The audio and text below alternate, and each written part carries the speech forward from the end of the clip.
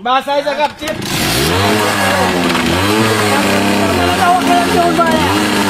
काय करतो का माझ्यावर?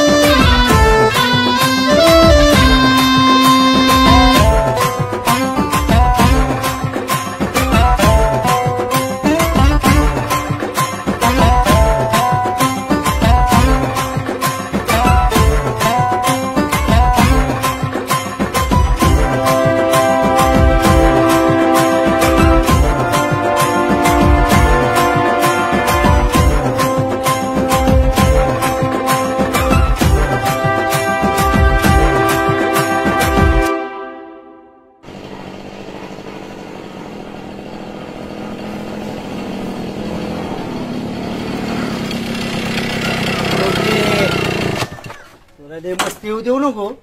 दवाखान्यात नेलं म्हणजे काय उपकार केला नाही आणि मित्राने मित्राला संकटकाळी मदतीत झालंच पाहिजे.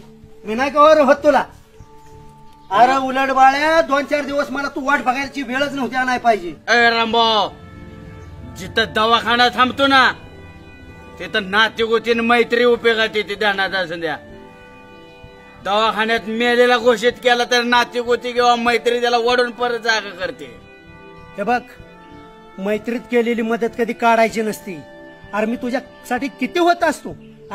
तुम्हाला दवाखान्यात नेलं म्हणजे काय उपकार केला का? अरे पाखरासारखी तुझी वाट बघितली बाळ्या. कोणी काढली मैत्रीतली मदत? का बुद्धी घाण ठेवली काय? मग तू कशाला म्हणला की मी तुला वडून नेणार, मी तुला असं करणार? नेणारच. मैत्रीतली मदत काढली काय? मीच नेणार, दुसरा कोण येतो? अरे अक्षरशः पाखरासारखा जीव तळमळत होता आम्हाला तू दिसला नाही तर. अरे विरोधकांच्या अक्षरशः अफवेवर विश्वास ठेवून तुम्ही डोकं फोडाफोडी केली. जीवाभावाची माणसं तुटली. अरे धडका घेत होतो बेताडाला बाळ्या. फुटलोय, रडत होतोय मोठ्या मोठ्याने, तोंड जोडून घेत होता. तुला काय सांगू माझी तळमळ बाळ्या. घे बर धडक बेताडाला तमाशा देखता. घेऊ का? घे बर.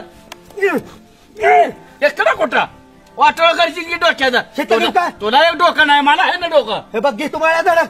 रे कुठं झाला तिकडे धडक घ्यायला? अरे रामभाऊ, अक्षरशः मला तर असं वाटलं मरून दे तिकडे, इंजेक्शन नको, साला नको, डायरेक्ट क्वार्टरच टाकणार होतो. ए बाळ्या, अरे मला वय. अरे रामभाऊ बिगर क्वार्टरचा तरी येणारा माणूस आहे. अरे मित्राची साथ जर असेल ना, अक्षरशः अंगात ऊर्जा आल्याशिवाय राहत नाही. म्हणूनच सांगतोय मैत्री कधी तोडायची नाही. किती दिवस राहणार आहे आपण इथं? विरोधक काय पण मैत्रीमध्ये अक्षरशः विष पेरण्याचं काम करतात, पण मित्रांनी मित्रासारखं राहायचं, आधार द्यायचा. कोणी विरोधकान कोण मित्र आहे आपण. ए दोस्ती हम नहीं छोडेंगे, तोडेंगे दम मगर तेरा साथ नाही छोडेंगे. हे तुम्ही जा बाळू. नको चहा नको काय नको, हलकट माणसा. अरे बाळा, हलकट कुणाला म्हणतोय? नालायक तुला मानलो. अरे बाप, झालं घरी येऊन ताणून मारेन.